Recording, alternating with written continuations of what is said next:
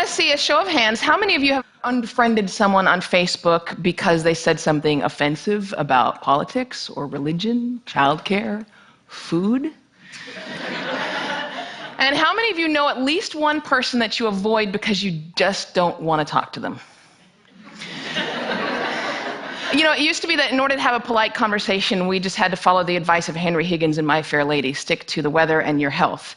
But these days, with climate change and anti-vaxxing, those subjects are not safe either. So this world that we live in, this world in which every conversation has the potential to devolve into an argument, where our politicians can't speak to one another, and where even the most trivial of issues have someone fighting both passionately for it and against it, it's not normal. Pew Research did a study of 10,000 American adults, and they found that at this moment we are more polarized, we are more divided than we ever have been in history. We're less likely to compromise, which means we're not listening to each other, and we make decisions about where to live, who to marry, and even who our friends are going to be based on what we already believe. Again, that means we're not listening to each other. A conversation requires a balance between talking and listening, and somewhere along the way we lost that balance. Now, part of that is due to technology, the smartphones that you all either have in your hands or close enough that you could grab them really quickly. According to Pew Research, about a third of American teenagers send more than 100 texts a day. And many of them, almost most of them, are more likely to text their friends than they are to talk to them face to face. There's this great piece in The Atlantic. It was written by a high school teacher named Paul Barnwell.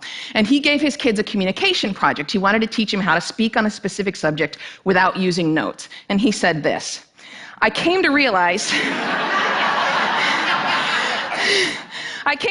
that conversational competence might be the single most overlooked skill we fail to teach.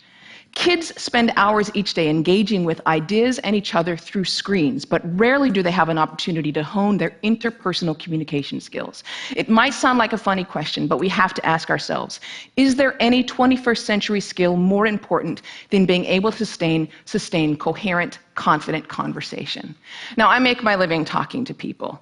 Nobel Prize winners, truck drivers, billionaires, kindergarten teachers, heads of state, plumbers. I talk to people that I like, I talk to people that I don't like, I talk to some people that I disagree with deeply on a personal level, but I still have a great conversation with them. So I'd like to spend the next 10 minutes or so teaching you how to talk and how to listen. Many of you have already heard a lot of advice on this, things like look the person in the eye, think of interesting topics to discuss in advance, nod and smile to show that you're paying attention. Repeat back what you just heard or summarize it. So I want you to forget all of that. It is crap. There is no reason to learn how to show you're paying attention if you are, in fact, paying attention.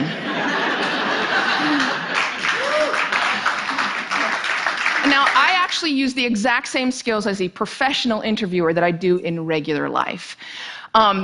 So I'm going to teach you how to interview people, and that's actually going to help you learn how to be better conversationalists. Learn to have a conversation without wasting your time, without getting bored, and please God, without offending anybody.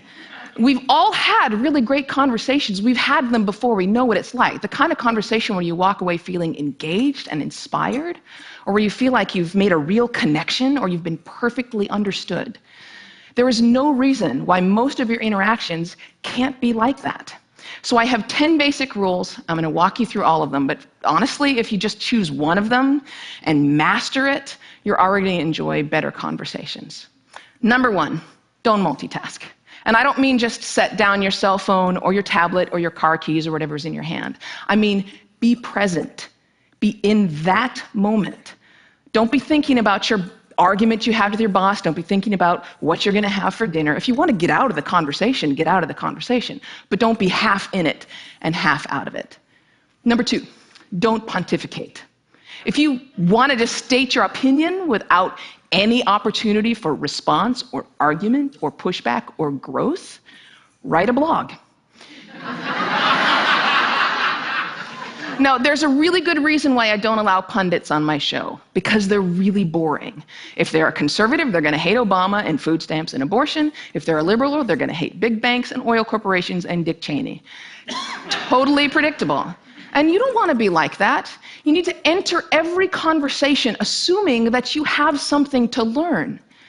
The famed therapist Eb Scott Peck said that true listening requires a setting aside of oneself. And sometimes that means setting aside your personal opinion. He said that sensing this acceptance, the speaker will become less and less vulnerable and more likely to open up the inner recesses of his or her mind to the listener. Again, assume that you have something to learn. Bill Nye, everyone you will ever meet knows something that you don't. I put it this way: everybody is an expert in something. Number 3, use open-ended questions. In this case, take a cue from journalists. Start your questions with who, what, where, when, why, or how. If you put in a complicated question, you're going to get a simple answer out. If I ask you, were you terrified? You're going to respond to the most powerful word in that sentence, which is terrified, and the answer is, yes, I was, or no, I wasn't. Were you angry? Yes, I was very angry. Let them describe it. They're the ones that know. Try asking them things like, what was that like? How did that feel?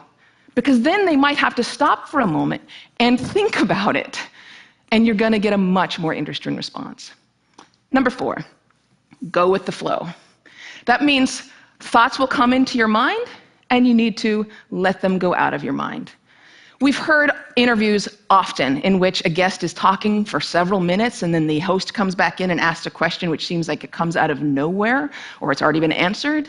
That means the host probably stopped listening 2 minutes ago because he thought of this really clever question, and he was just bound and determined to say that. And we do the exact same thing. We're sitting there having a conversation with someone, and then we remember that time that we met Hugh Jackman in a coffee shop.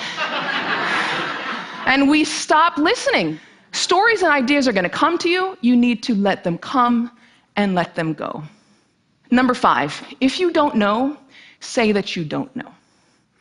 Now, people on the radio, especially on NPR, are much more aware that they're going on the record. And so they're more careful about what they claim to be an expert in and what they claim to know for sure. Do that. Err on the side of caution. Talk should not be cheap. Number 6, don't equate your experience with theirs. If they're talking about having lost a family member, don't start talking about the time that you lost a family member. If they're talking about the trouble that they're having at work, don't tell them about how much you hate your job. It's not the same. It is never the same. All experiences are individual. And more importantly, it is not about you. You don't need to take that moment to prove how amazing you are or how much you've suffered. Somebody asked Stephen Hawking once what his IQ was, and he says, I have no idea. People who brag about their IQs are losers. Conversations are not a promotional opportunity. Number 7, try not to repeat yourself. It's condescending, and it's really boring. And we tend to do it a lot, especially in work conversations or in conversations with our kids. We have a point to make, so we just keep rephrasing it over and over. Don't do that. Number 8, stay out of the weeds. Frankly, people don't care about the years, the names, the dates, all those details that you're struggling to come up with in your mind. They don't care. What they care about is you. They care about what you're like, what you have in common. So forget the details. Leave them out. Number 9, this is not the last one, but it is the most important one.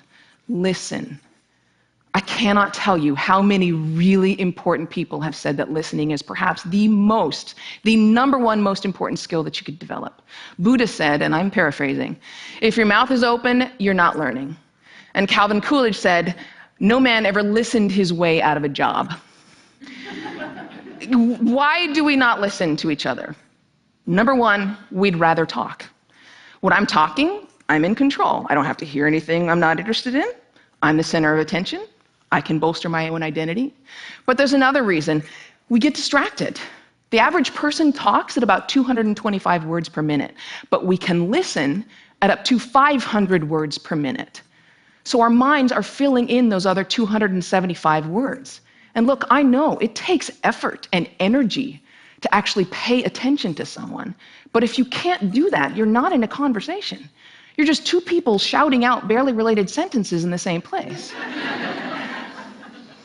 You have to listen to one another. Stephen Covey said it very beautifully. He said, most of us don't listen with the intent to understand.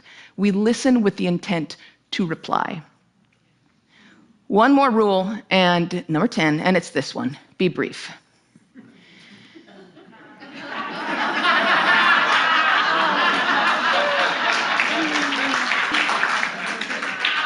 All of this boils down to the same basic concept, and it is this one: be interested in other people. You know, I grew up with a very famous grandfather, and there was kind of a ritual in my home.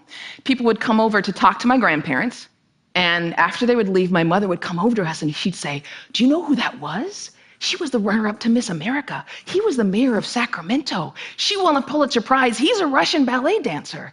And I kind of grew up assuming everyone has some hidden amazing thing about them. And honestly, I think it's what makes me a better host.